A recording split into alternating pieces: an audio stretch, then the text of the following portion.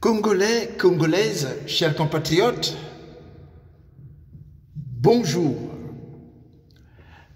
Notre sujet du jour s'intitule « Les Panama Papers de Sassou, la guerre des lobbies anti-Pékin contre Brazzaville ».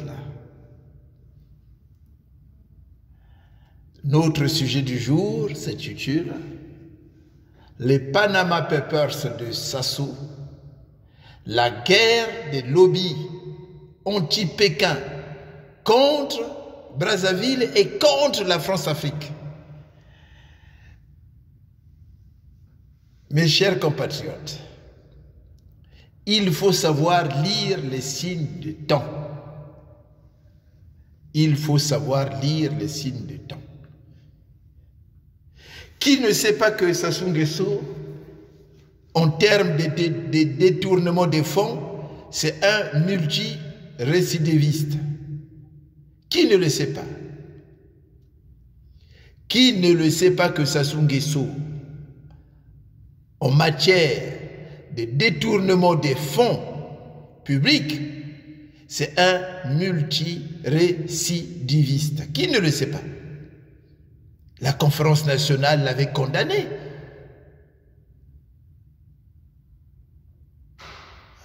Qui ne le sait pas? La France-Afrique ne le sait pas. Les médias français ne savent pas ça. Qui ne le sait pas? Pourquoi aujourd'hui sortir son nom dans les Panama Papers? Et pourquoi le lynchage médiatique? Mes chers compatriotes, le Congo est au cœur d'une guerre économique entre les lobbies pro-Pékin et les lobbies anti-Pékin. Le lynchage médiatique contre Sassou Nguesso dans les médias n'est pas le fruit du hasard, mes chers compatriotes. Mais moi, je pense que c'est une volonté des lobbies occidentaux anti-Pékin de forcer Sassou Nguesso à faire leur volonté. À défaut de le chasser du pouvoir. Donc c'est une guerre, mes chers compatriotes, c'est une guerre. C'est une guerre contre le système de Brazzaville et la France-Afrique. C'est une guerre contre le système de Brazzaville, donc le régime de Sassou et la France-Afrique. Mais qui fait cette guerre? Moi, je pense que ce sont les Américains. Parce que j'ai essayé d'approfondir le sujet, de lire de gauche à droite, d'essayer de comprendre ce qui se passe. Et je suis arrivé à une conclusion, je peux me tromper, que c'est une guerre des lobbies anti-Pékin, donc lobby américain, contre le régime de Brazzaville et la France-Afrique. La France-Afrique qui soutient le régime qui a fait du Congo une colonie de la Chine. Donc, mes chers compatriotes, il faut savoir lire entre les lignes. Et il faut comprendre aussi la géopolitique mondiale actuelle. Vous savez, la Chine et l'Amérique se battent pour la première place. La première place sur le plan économique. Donc, la Chine et l'Amérique se battent pour la place de la première puissance mondiale, économique mondiale. Ils se battent pour ça. Ils se battent pour ça. Et dans cette guerre sans merci, l'Amérique reproche à la France-Afrique qui a imposé le dictateur Sassou Nguesso dans le précaré français, donc au Congo, de fermer les yeux à la poussée de la Chine au Congo et dans d'autres pays. Donc l'Amérique reproche à la France-Afrique, parce que n'oublions pas, si la France a contrôlé une partie de l'Afrique qu'on appelle Afrique francophone, c'est avec la bénédiction des Américains. C'est avec la bénédiction de l'Amérique. Comment la France pouvait résister si l'Amérique n'était pas avec la France? Comment la France pouvait résister pendant la période de la guerre froide? C'est l'Amérique qui faisait le contrepoids.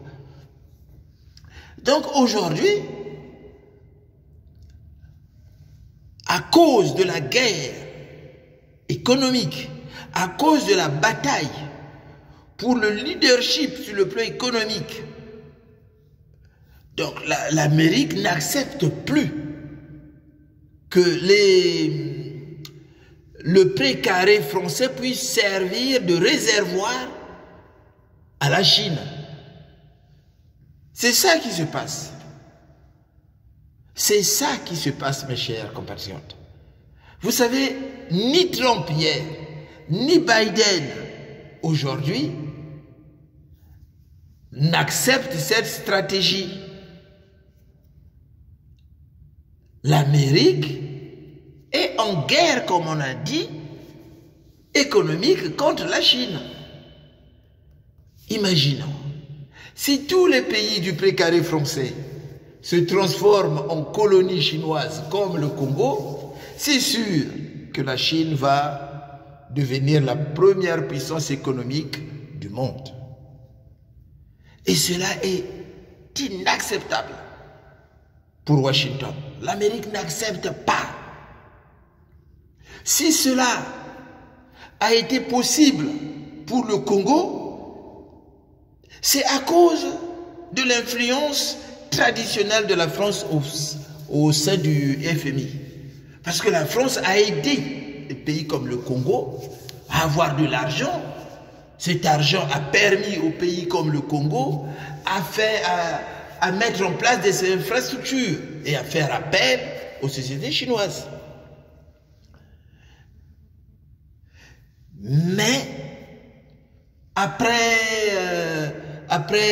Dominique Strauss-Kahn et Madame Lagarde, l'Amérique a pris les choses en main. L'Amérique a pris les choses en main. Puisque ce sont les Américains qui détiennent le cordon de la bourse. C'est les Américains. Si au niveau du FMI, il y a un pays qui donne plus, qui contrôle presque le contrôle d'administration, c'est les États-Unis. Hein. Donc, pour les Américains, c'est inacceptable que des pays comme le Congo, à qui le FMI a prêté beaucoup d'argent, a effacé la dette, qui puissent servir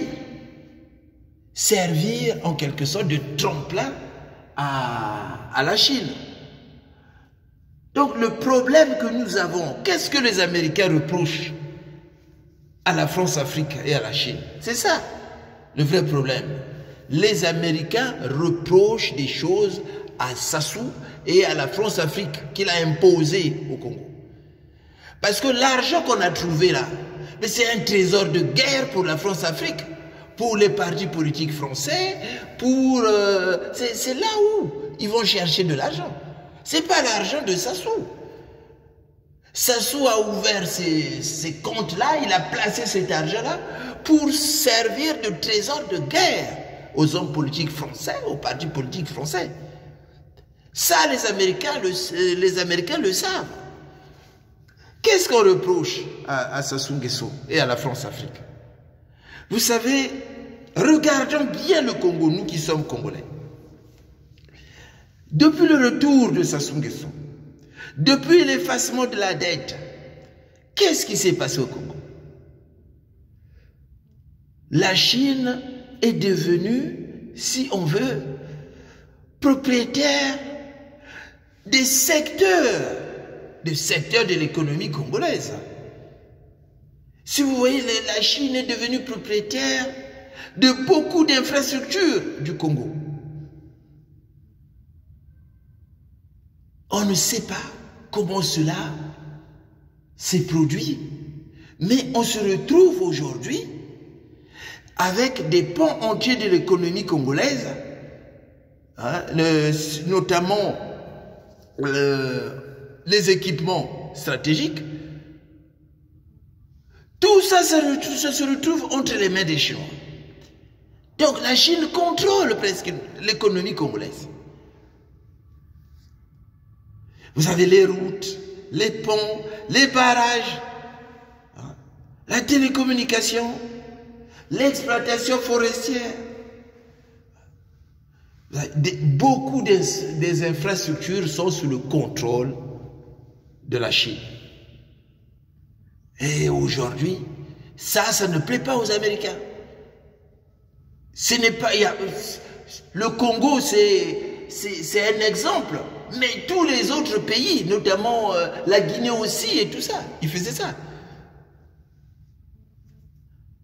Donc, l'Amérique n'accepte pas cela. L'Amérique ne pardonne pas la France-Afrique pour ça. C'est pour cela, ceux qui ont des yeux, ils voient que la puissance de la France est en train de diminuer. La France est en perte de vitesse en Afrique par rapport à ça. Donc, si on prend un exemple, prenons la route nationale numéro 1, financée, et pourtant une partie par l'Union européenne. Donc, la route qui quitte Pointe-Noire jusqu'à Brazzaville. Aujourd'hui, cette route-là est gérée par les Chinois. Cette route-là est entre les mains de la Chine. Donc, ceux qui empruntent la route, qui payent le péage, ils payent, ils donnent de l'argent à la Chine. Vous voyez qu'est-ce qui se passe? Donc aujourd'hui, la Chine est presque partout au Congo. Le Congo est pourtant à bénéficier de l'effacement de la dette. Le Congo a bénéficié des aides du FMI. Mais comment du jour au lendemain, le Congo, tout un pont, si vous voulez, vous voyez des ponts entiers, je dis pas tout, je dis pas le pont, mais des parties, des ponts, des parties de l'économie congolaise, et notamment tout ça qu'on vient de citer se retrouve entre les mains des Chinois. Qu'est-ce qui s'est passé? Et c'est ça qui fait la puissance de la Chine. Face à cela, l'Amérique peut être déclassée. Et l'Amérique ne pardonne pas. Voilà pourquoi le Congo aujourd'hui est en difficulté au niveau du FMI. Il est en difficulté par rapport à ça. Donc, mes chers compatriotes, notre pays est à la croisée des chemins. Et nous, Congolais, nous sommes appelés à choisir la direction que va prendre notre pays pour la survie de notre nation et pour l'avenir de nos enfants. Les Américains, les lobbies qui dominent, qui commandent le monde entier, le lobby américain commande les médias, même les médias français sont entre leurs mains. Si on voit que les médias commencent à critiquer Sassou Nguesso, parce que qui ne le sait pas que Sassou, la France, c'est son pays. Sassou faisait le beau temps. Il faisait la pluie, le beau temps. Personne ne peut menacer Sassou Nguesso en France. Sassou Nguesso était soutenu par tous les partis politiques. Mais vous voyez aujourd'hui, on commence à le menacer. Aucun responsable politique français ne parle. Il est en train de se battre tout seul, en menaçant les médias de ne pas passer l'émission, le critiquant avec Strauss-Kahn. Donc, il faut savoir lire les signes du temps. On dirait le vent a tourné. Notre pays est aujourd'hui au cœur des enjeux géopolitiques entre la Chine et les États-Unis.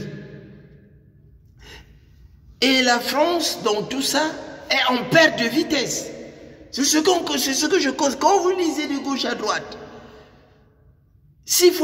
vraiment, il faut dire la vérité à notre peuple. La France est en perte de vitesse. C'est pour ça qu'on voit, regardez ce qui se passe en Centrafrique, regardez ce qui se passe au Mali. Donc, nous sommes à la croisée des chemins. Nous sommes à la croisée de chemin. Nous avons l'impression que ce sont des lobbies financiers et médiatiques américains qui décident du sort de notre pays, du sort même de Sassou. C'est à l'opposition de bien réfléchir. C'est aux Congolais de bien réfléchir. C'est à la société civile d'approfondir la réflexion sur la direction qu'on doit suivre. Il ne faut pas qu'on soit à contre-courant, parce que sinon on sera écrasé, emporté par le courant du fleuve. Il faut vraiment s'aligner dans le sens du courant. Il faut faire la politique du poisson. Suivre la direction de l'eau. Ne pas faire le contraire. Donc aujourd'hui, notre pays est à la croisée de chemin. Voilà pourquoi je disais les Panama Papers de Sassou est une guerre des lobbies anti-Pékin contre le système de Brazzaville et la France-Afrique. Parce que on a l'impression que c'est devenu l'affaire des grands, ce n'est plus l'affaire des petits. C'est devenu l'affaire des grands, ce n'est plus l'affaire des petits. Donc il faut bien regarder. Parce que si on regarde bien entre les lignes, on verra que nous sommes à la croisée de chemin. Comme j'avais dit, tout le monde le sait, Sassou Nguesso, c'est un multirécidiviste en matière de détournement de fonds. Depuis la conférence nationale, on l'avait condamné et il a continué. Voilà, même ici, on l'appelait Sassou Nguesso. Il y a un an qu'on disait Monsieur Arrosoir. Voilà, il arrose tout le monde. Donc c'est quelqu'un qui distribue de l'argent du Congo. Tout le monde le sait. Mais pourquoi aujourd'hui, il n'y a que lui qu'on critique? Mais les noms de Tony Blair ont été cités. Mais est-ce qu'on nous dit combien ils ont trouvé de Tony Blair? Rien. Il y a beaucoup d'artistes, les Shakira et tout ça. Mais on s'acharne sur Sassou Nguesso. Il y a un lynchage médiatique sur Sassou Nguesso. C'est que ce monsieur-là, on ne veut plus de lui. C'est fini pour lui, c'est fini.